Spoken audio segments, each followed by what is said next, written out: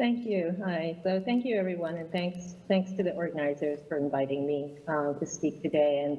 And I do apologize for not being able to attend in person. So hopefully I'll see some of you at AASLD. So on behalf of my colleagues and external investigators, I'd like to present to you our key findings regarding evidence of T-cell restoration after siRNA therapy. So these are my disclosures. So as has been discussed previously and earlier today, there has been described an association between HBs antigen levels and treatment response.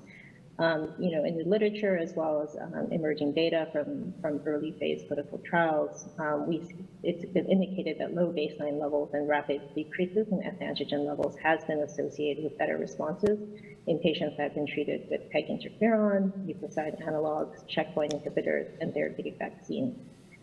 So in addition, which has discussed earlier, in patients stopping treatment, low S antigen and or undetectable HB4-related antigen at the end of treatment has also been associated with a greater probability of S antigen loss.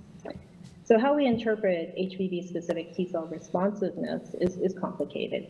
There are multiple factors that may play a role. Certainly age has been indicated in previous publications. And in addition, I think a lot of the data has been hampered by the fact that it is very difficult to assess liver versus peripheral compartments, so T-cell responses in each of those compartments. What is also unknown is whether the rapid declines in S antigen and other antigens that we see mediated by RNAi treatment may elicit responses that are distinct from naturally low S antigen. And this is something that Jordan touched upon earlier today.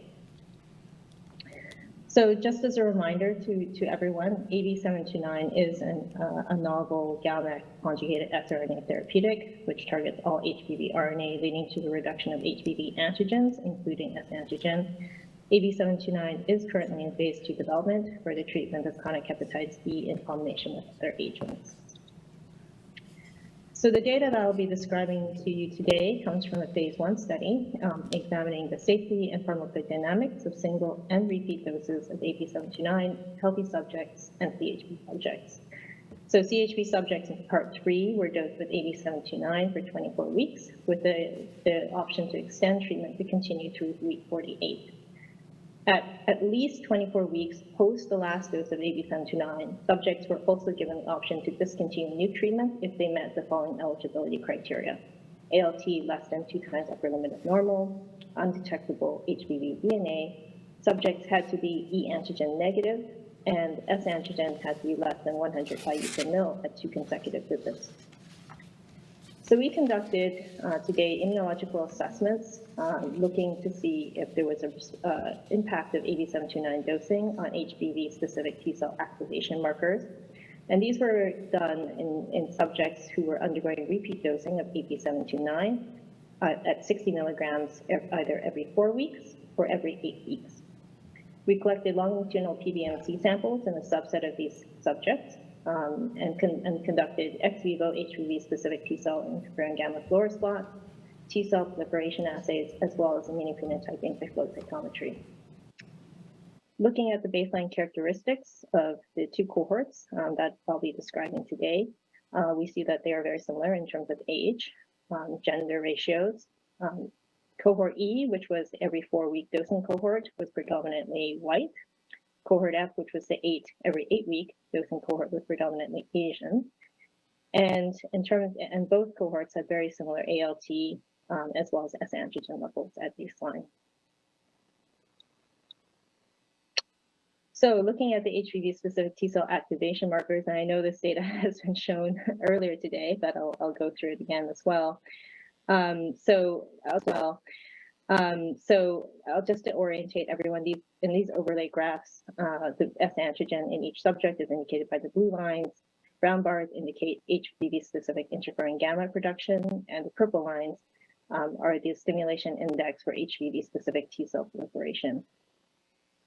In the 7 out of 7 subjects that we've profiled to date, we see upregulation of HBV-specific T-cell interferon gamma production, indicated here. Looking at ALT, in some of these subjects, those increases in HPV-specific T-cell interferon gamma production was associated with mild to moderate ALT elevations. And the timing of those ALT elevations occurred either preceding, as in this subject here, the interferon gamma production, HPV-specific T-cell interferon gamma production, or occurred interferon gamma production, or occurred concomitantly with that increase in HPV-specific T-cell interferon gamma production, as illustrated by the subject here. It's important to note that these increases in mild to moderate ALT were not associated with increases in other liver safety markers and were not deemed adverse by investigators. If we examine the profiles of these HPV-specific T-cell interferon gamma responses more carefully, we see two patterns emerge. 5 subjects displayed an increase in HPV-specific interferon gamma responses that occurred between weeks 12 and 36, so coinciding with the nadir of S antigen decline, as illustrated here. And 2 subjects had increases in HPV-specific interferon gamma production occurring after stopping of AB729 dosing, so completion of AB729 dosing as illustrated in these 2 subjects here. This is another way of looking at the HPV-specific T-cell interferon gamma responses. So in this graph here, you can see that the data are presented as the fold increase over the pre-dose baseline levels for each subject. And I think, as you can see here, there are 2 clear patterns emerging. One is that, again, as I mentioned before, we see elevations in HPV-specific T-cell interferon gamma responses occurring on treatment. And in those 2 subjects, we also see increases happening off treatment, so after completion of AB729 dosing.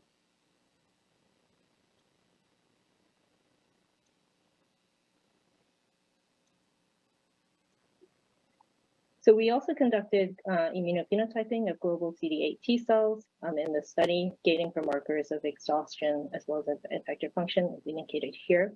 In 4 out of 6 subjects, the frequency of the exhausted CD8 T cells was found to have declined by end of treatment and also up to 12 to 16 weeks of follow-up, which was the last time point that we had assessed. No obvious trend was seen with exhausted or effector CD8 T cells. Looking at clinical outcomes of the subjects that we've profiled to date and separating them based on whether they were dosed with AB729 every 4 weeks or every 8 weeks. In the every 4-week cohort, we observed that subject 41, which is indicated by this blue line, teal line here for S antigen, seroconverted and became S antigen less than LOQ at week 84, which was 40 weeks after the last dose of AB729. This subject remained on nucleoside analog treatment after completing AB729 treatment. The remaining 4 subjects, as indicated here, did not meet the predefined nucleoside analog discontinuation criteria that I described earlier.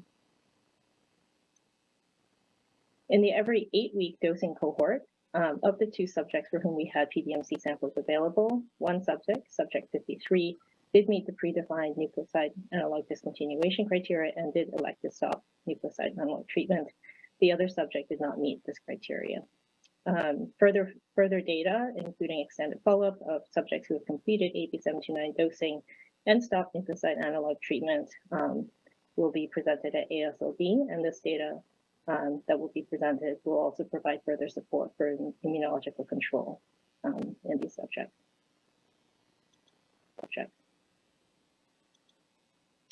So in summary, in CHP subjects that we have profiled to date, AB729-mediated S antigen reduction is associated with increased HPV-specific T-cell activation.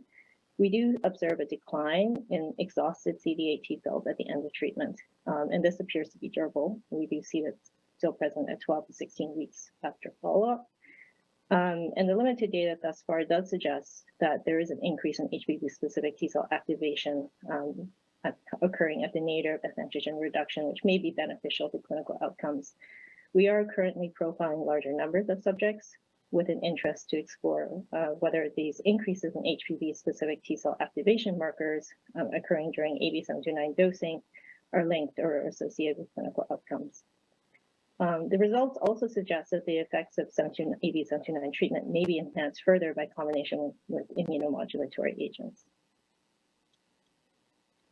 So I'd like to acknowledge my colleagues at Arbutus Biopharma, as well as the patients and study investigators who are participating in the AB729-001 study and for whom without whom this data would not be available. And I thank you for your attention, and I'd be happy to address any questions.